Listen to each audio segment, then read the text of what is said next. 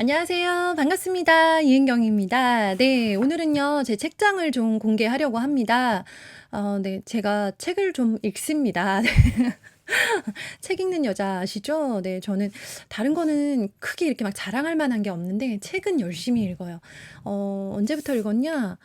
좀 됐어요. 몇 년 됐어요. 몇 년 됐고, 지금은 책 읽는 게 너무 좋아요. 예전에 처음 책을 읽던 시기에는요. 할 게 없어서 읽었어요. 집에 TV도 없죠. 그리고 돈도 없죠. 그러니까 도서관에 가서 책을 빌려다 읽으면 돈이 안 들잖아요. 그러니까 그냥 그 덕분에 책을 정말 엄청나게 열심히 빌려다가 읽었고요. 그러다가 책의 바다에 제가 빠진 거예요. 애들을 빠뜨리려고 했던 건데 애들은 좀 늦게 빠지더라고요. 제가 먼저 빠졌어요. 빠지면서는 이제 자연스럽게 그냥 제가 책이 되게 좋아졌어요. 처음에는 어떤 그런 불손한 의도도 있었죠. 내가 열심히 읽으면 아이들도 책을 열심히 읽지 않겠나라는 어떤 교육적인 의도가 있었는데요.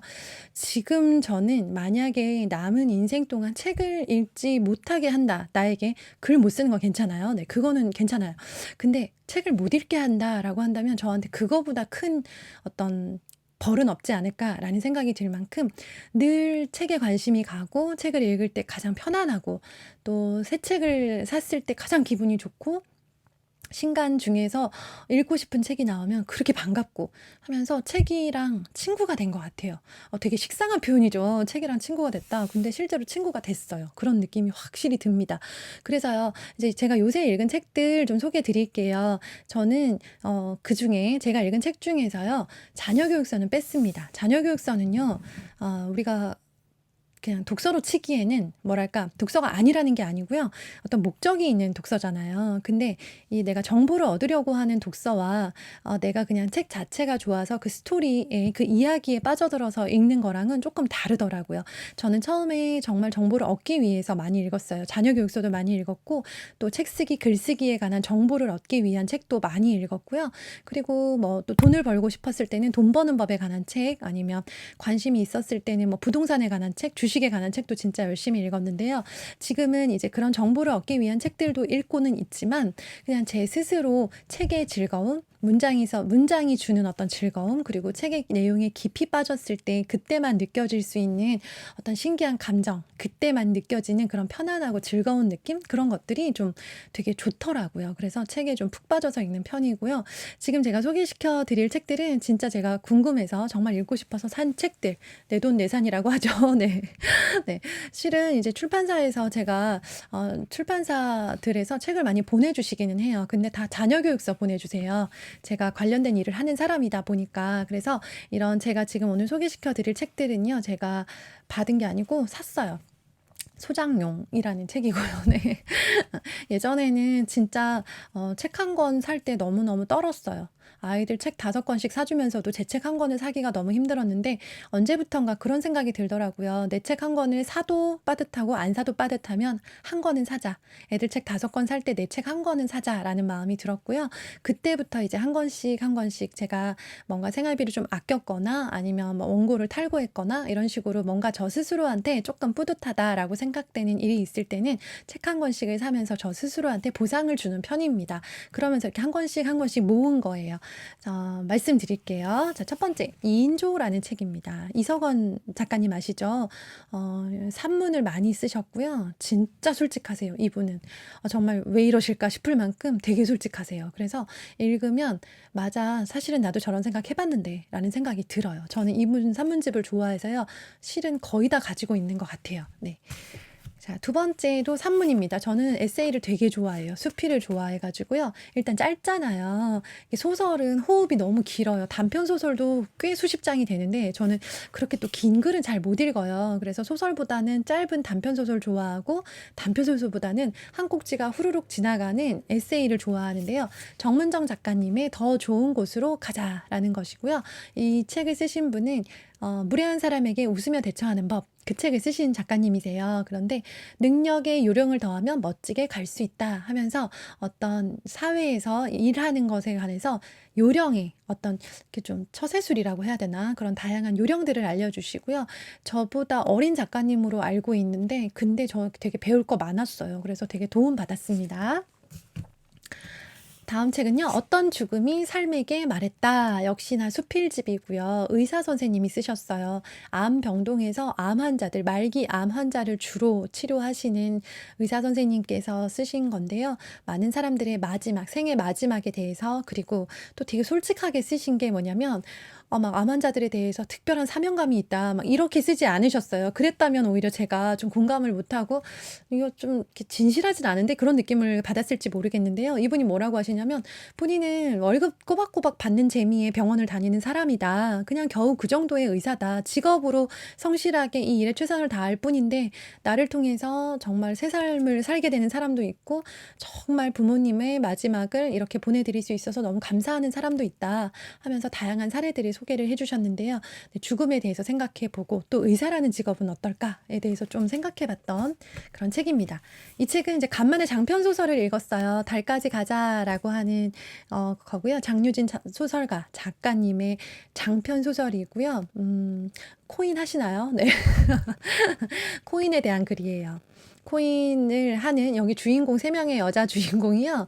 네, 코인을 시작을 합니다. 저도 예전에 코인 했다고 말씀드렸죠. 코인 시작했다가 네, 털고 나왔어요. 단 100원도 못 벌고 그랬던 경험이 있으니까 이 주인공들이 코인에다가 돈을 넣어놓고 막 얼마나 마음 졸이는지 저도 너무 잘 알거든요.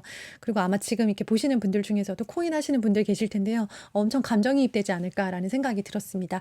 스포가 있으니까 이 주인공들 3명이 코인을 시작했다가 어떻게 되는지는 비밀로 해드리겠습니다. 다음은 책 한번 써봅시다. 장강명 작가님이세요. 네, 책 한번 써봅시다는 책을 써야 되는 이유, 그리고 책을 어떻게 쓰는지, 어떻게 쓰면 좋은 책을 쓸 수 있는지에 대해서 이렇게 좀 담담하게 편안하게 써주셨고요. 장강명 작가님은 워낙 글을 잘 쓰셔서 글이 되게 잘 읽혀요. 제가 이 책을 보는 이유는 저도 이제 책 쓰기 강의를 하고 있는 사람이고요. 또 우리 구독자님들, 우리 카페 회원님들을 대상으로 제가 책 쓰기 강좌를 열었어요. 네, 오늘 열었어요. 네, 그래서 신청하실 분들은 제가 여기 영상 아래다가 링크 남겨 놓을게요. 딱 10분만 온라인으로 모여서 책 쓰기 강의를 할 거고요. 그러다 보니까 제게 필요한 이야기들이 많이 들어 있었습니다. 다음은 번역의 탄생이라고 하는 책이에요. 제가 이 책 자체에 관심이 있다기보다는 번역을 지금 공부하는 중이에요. 번역을 이제 한 적도 있었는데요. 앞으로 계속 하고 싶더라고요. 한번 해보니까. 그리고 더 잘하고 싶더라고요. 그래서 번역에 대해서 계속 놓지 말고 공부해야 되겠다라는 생각이 들면서 번역의 탄생을 공부하고 있습니다. 다음 책은 제가 가장 좋아하는 작가님 임경선 작가님의 평범한 결혼 생활이에요. 엄청 얇아요. 엄청. 제가 이제까지 본 어떤 산문집보다도 얇고요. 재미있어요. 우리 또 결혼하신 분들 여기 많으시죠? 네, 평범한 결혼 생활. 결코 평범해 보이지 않지만 네, 작가님이 워낙 재미있게 잘 쓰셔가지고요. 되게 공감도 많이 되고 되게 솔직하게 쓰셨어요. 또 저는 솔직하게 쓰는 글들에 대해서 되게 호감이 많아요. 그래서 이런 글을 읽을 때 너무 행복하고 저도 솔직하게 쓰려고 노력하는 사람이고요. 네, 그래서 이 책도 재미있게 읽었습니다. 다음은 유쾌하게 나이 드는 법 58이라고 해서요. 나이 들어간다라는 것에 대해서 좀 한번은 생각해 보고 싶은 생각에 책을 읽기 시작을 했고요. 그냥 나이 드는 거 말고 유쾌하게 나이 드는 법이라고 하니까 뭐 되게 좀 훅 땡기지 않나요? 네, 어떻게 하면 유쾌하게 나이 들 수 있지? 막 그런 생각 들면서 나도 유쾌하게 나이 들어야지 막 그런 생각 들잖아요. 그쵸? 저만 그런가요? 네. 이왕 나이 드는 거 유쾌하게 나이 들자라는 생각. 그래서 이 책의 어떤 그런 이렇게 전체적으로 흐르는 느낌은 너무 애쓰지 말자. 그리고 노력은 하되 안 되는 건 적당히 내려놓고 그리고 편안하게 유쾌하게 나이 들어가자. 요런 느낌이에요. 그래서 제가 이제 막 너무 어떤 걸 할 때 과하게 부담감을 갖거나 되게 애쓰거나 되게 치열하게 하려고 할 때마다 약간 브레이크를 걸어주는 느낌. 그래서 네, 시간 날 때마다 또 한 번씩 열어보고 하기도 합니다. 물론 여기 나오는 유쾌하게 나이 드는 법 58가지가 다 제 생각과 일치하고 이렇게 해야지라고 깨달음을 준 건 아니에요. 하지만 네, 이 가운데서도 요렇게 해보면 좋겠다라고 생각되는 그런 영감을 주는 것들이 꽤 많이 있었습니다. 다음 책은 너무 좋죠. 박완서 작가님의 모래알 만한 진실이라도. 네, 박완서님의 에세이 모음집이고요. 박완서님이 남긴 산문 중에 가장 괜찮다. 박완서 작가님 돌아가셨잖아요. 10주기 베스트 에세이 결정판이래요. 네. 네. 약간 뭐 홈쇼핑하는 것 같죠? 네. 이분이 되게 천성이 따뜻하신 분인 것 같아요. 따뜻한 사람은 그냥 글을 따뜻하게 쓸 수 있는 것 같아요. 좋은 수필가가 되는 법이라는 글을 읽었는데요. 좋은 수필가가 되려면 좋은 사람이 되어라라고 하더라고요. 수필가는 자기의 삶이 그대로 글로 표현되기 때문에 따뜻한 사람은 따뜻한 글을 쓸 수 있고요. 이분은 이제 꽤 연세가 높으셨을 때 쓰신 글들을 모은 거라서 보면서 느낀 거는 나도 60대, 70대의 어른이 되면, 그때 되면 진짜 어른이죠. 사실 지금도 어른이지만 사실 어른 구실은 못하고 살잖아요. 진짜 우리 사회에서 어른이라는 그런 위치에 서게 된다면, 내가 그런 사람이 된다면 어떤 어른이 되어야 될까? 나도 이렇게 따뜻하고 사려 깊고 배려 깊고 주변 사람들에게 이렇게 좀 주변 사람들을 포용해 줄 수 있는 그런 어른으로 늙어가야 되겠다. 그런 어른으로 성장해야 되겠다라는 생각을 이 책을 보면서 많이 했어요. 닮고 싶은 분. 네. 이분이 저는 되게 좋아요. 네. 그래서 이렇게 이 책이 새로 나와서 너무 반갑더라고요. 네. 그다음 책은 짜잔. 이 책 아시나요? 그림책이에요. 소년과 두더지와 여우와 말이라고 하는데요. 이 책은 되게 한 대 맞은 것 같았어요. 책을 보는데. 뭐지? 친구가 선물로 보내줬거든요. 은경아 힘들 때 읽어봐. 되게 위로가 될 거야. 그러더라고요. 그래서 제가 힘들다는 얘기도 안 했는데 책을 보내주길래 뭐지? 그랬는데 정말 장마다 한 대 맞은 것처럼 저한테 되게 위로를 주더라고요. 제가 예를 들어서 하나만 읽어볼게요. 어떤 위로냐면요. 이거. 넌 좋아하는 말이 있니? 소년이 물었어요. 그럼 있지. 두더지가 대답했습니다. 그게 뭔데? 처음 시도해서 잘 안 되면 케이크를 먹어라. 그래? 그럼 괜찮아져? 늘 그랬지. 이게 한 페이지예요. 이렇게 글과 그림으로 되어 있어요. 글씨도 되게 예뻐요. 그래서 좋아하는 말이 뭐냐면 처음 시도해서 잘 안 되면 케이크를 먹으래요. 되게 위로되지 않나요? 제가 이 책을 받았을 때 뭔가 지금 정확히 기억나지 않지만 뭔가 새로운 일을 시도하려고 하던 중이었던 것 같아요. 할까 말까, 될까 못 될까 막 이걸 고민하던 중이었는데 해보고 안 되면 케이크를 먹으래요. 그 말을 듣고 되게 용기가 나더라고요. 케이크 먹으면 되잖아요. 그쵸? 큰 거 부담스러우면 조각 케이크 하나 먹는 거 할 수 있잖아요. 그래, 그럼 시도해서 안 되면 케이크를 먹자. 케이크 조각? 오케이. 그렇다면 난 시도할 수 있어. 약간 이런 되게 알 수 없는 용기를 주는 책이에요. 그리고 처음부터 끝까지 구구절절 되게, 그래. 라고 이렇게 좀 되게 위로해주는 그런 책이었습니다. 왜 이렇게 책을 열심히 읽냐면요. 사실 이제 일상의 소소한 고민들 있잖아요. 소소한 고민도 있고 큰 고민도 있습니다. 저도 최근에는 이제 둘째 아이가 계속 이렇게 저렇게 아프고 안 좋은 거예요. 건강에 문제가 적신호가 계속 온 거예요. 안 그래도 이제 둘째 아이의 건강에 대해서는 성장에 대해서는 늘 되게 예민해 있었는데 최근에 이제 아이랑 같이 대학병원에 가서 검사 받고 진료 받고 하면서는 되게 너덜너덜해지더라고요. 걱정으로 너덜너덜해지고 속은 늘 시끄럽고 아무리 노력을 해도 제가 막 되게 신이 나거나 막 그러지는 못했어요. 근데 이제 문제는 이런 걱정거리들이 마음속에는 있지만 이 걱정을 누가 이렇게 싹 없애주지를 못하잖아요. 그리고 결과가 뭐 좋게 나온다 하더라도 제가 그동안 했던 마음고생이 당장 사라지거나 결과가 좋아봤자 되게 좋게는 안 나오는 상황이에요.